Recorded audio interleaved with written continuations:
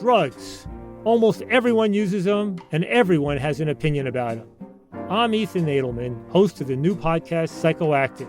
I'll be talking with scientists and politicians, celebrities and activists about all things drugs. You know, I think ecstasy saved my marriage. Why do we have receptors in our brain that fit molecules made by poppy plants? Psychoactive is out now. Listen to Psychoactive on the iHeartRadio app, Apple Podcasts, or wherever you get your podcasts.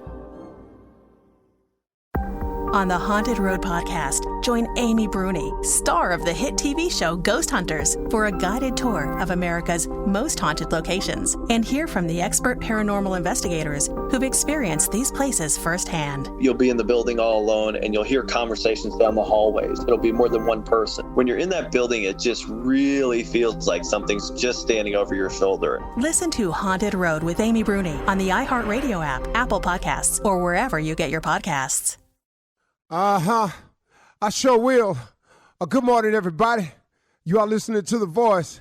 Come on, dig me now. One and only, Steve Harvey. Got a radio show. Man, oh man, oh man.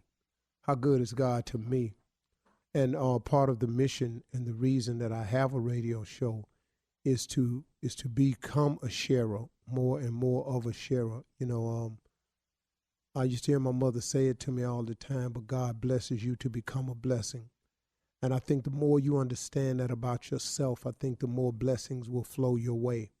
I think that once you understand the principle that, but it's kind of tied together with some other scriptures, and I'm not too knowledgeable about them, of course, as usual.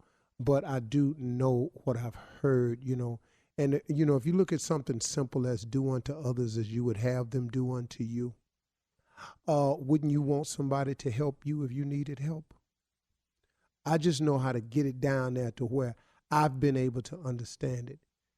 If there's a scripture similar that it says, do unto others as you would have them do unto you, or if that's, in a prayer, would not you want somebody to help you if you needed help? You've heard, you reap what you sow. Do you understand that if you sow discord, that discord is going to come your way? That if you hate going to come your way? If you blog nothing but negative comments about people, your life will be filled with negativity. If all you do is talk about people, then guess what? Somebody got to turn that gun around and talk about you. See, it just stands to reason. So what I've learned in my life and through all the trials and tribulations that I've had is to take those lessons and share them with people in case you ain't heard it from somebody else. See, sometimes, and the reason it seems like I'm redundant at times, is which I am, is because I'm always trying to find a different way to say the same thing. Because it's a funny thing, man. You got to hear it a certain way for it to click with you. How many times have I heard a saying and then I heard it a different way that it clicked with me? I've heard this saying right here. Remember this now. Everybody's not happy for you. We've all heard that, right? Everybody's not happy for you.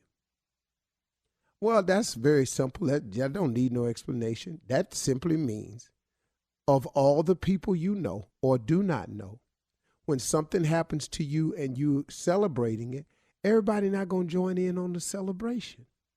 That's all that is. But then you take it one step further. My father used to say something to me all the time. He said, son, everybody come with you, can't go with you. I didn't get that when I was 15. Everybody come with you, can't go with you. He said, you're going to lose some of these friends you got along the way. But I don't care where you get in life. Know this right here. Everybody can't go with you. If you are constantly trying to improve yourself, you constantly have to take assessment of the people around you. Because if you are going to continue to go and continue to grow, then guess what? You got to have people that's on the go and willing to grow. Or else, guess what? You're going to learn a valuable lesson. The late boxing promoter, Butch Lewis. I was talking with Butch Lewis one time, and man, what a good brother, man. He said every successful man is doing what I call, he got rope work to do. He got rope work to do. He got to put in work on rope. And I'm sitting there listening to Butch Lewis and all the money he had made and all the people's lives he had changed and all of the moves he was making and his incredible skills as a negotiator on behalf of some very, very wealthy people. He was just an amazing man with no education, but he read everything. Butch Lewis read all the papers, all the periodicals. That brother knew everything. He said, you got to put in rope. And I was sitting there listening. He said, here's the analogy, little brother. He said, you are on rope. There's a thick rope. You have on no shirt. You have on some tattered clothes. You have on no shoes. Your shorts is cut off just below the knee and they tattered. You got dirt on you and you're sweating. There's this huge, huge raw rope over your shoulder. There's burn marks on all of your shoulder. Connected to that rope is a wagon. That wagon has all your weight on it, all your responsibilities, all the people you're responsible for, all your children, your wife, your family members, your employees, your co-workers, your friends. They all on that wagon, man. They just sitting there. He's saying what you got to do is you got to pull that wagon up the hill. Now, only thing with it is can't nobody help you pull your wagon.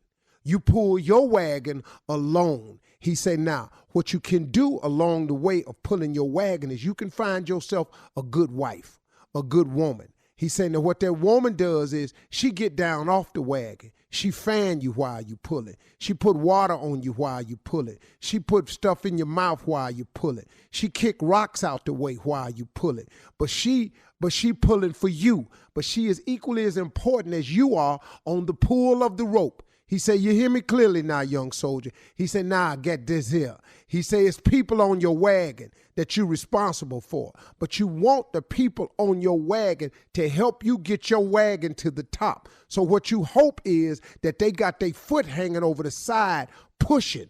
They got one leg over the back, or maybe both legs over the back, pushing. They might have their butt on the wagon, but they pushing with both legs. They back facing your back. Maybe some of them facing you, but one of them got left leg hanging over trying to push. And you hope that all them people on the wagon you pulling is back there at least trying to help the wagon get to the top of the hill. Here go your problem though. Everybody ain't pushing.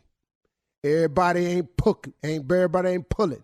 Everybody ain't kicking rocks out the way. You got some people on your wagon that's just laying on the wagon, drinking lemonade, looking at you, talking about how long it's taking you to get your wagon up to the top, looking at you, talking about why this wagon's so slow.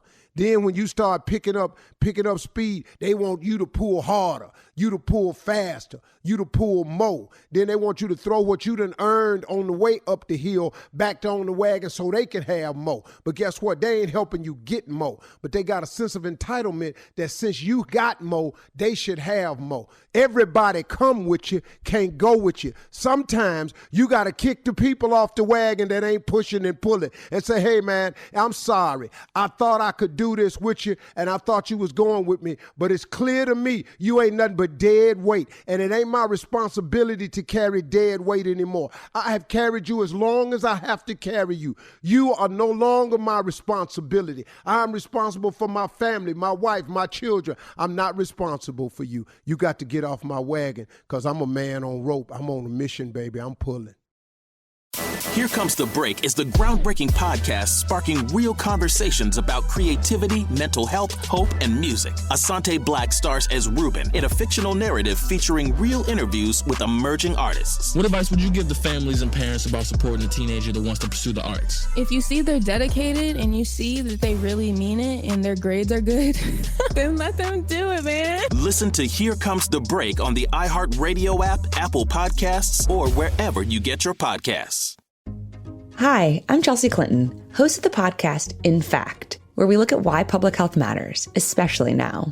COVID-19 isn't the only public health crisis we faced. It's not even the only one we're facing right now. So what can we learn from other public health issues, and how can we do better? Each week on In Fact, I sit down with experts, activists, and a few surprise guests to help us understand how public health affects us all. We'll hear from Jane Fonda about getting arrested to raise awareness about climate change, Planned Parenthood's Alexis McGill-Johnson about what happens when a public health issue becomes a political football, and Queer Eye's Jonathan Van Ness about how damaging stigma can be. The day that I found out I was positive in the state of Missouri, I had to sign a piece of paper that said that I was a bioterrorist if I ever knowingly spread the disease. So please join me. Listen to In Fact on the iHeartRadio app, Apple Podcasts, or wherever you get your podcasts.